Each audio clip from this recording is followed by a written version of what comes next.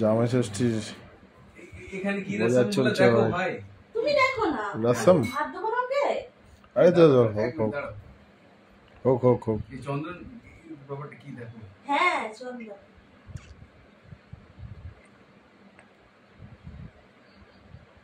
আচ্ছা তিল উনি দিয়ে চন্দন লাগাচ্ছেন না? ভার্চুয়াল জামাই ষষ্ঠী। এখানে খেতে হবে নাকি? হ্যাঁ খাও খেয়ে না প্রণাম করুন না। ঠিক আছে প্রণাম করে নিলাম।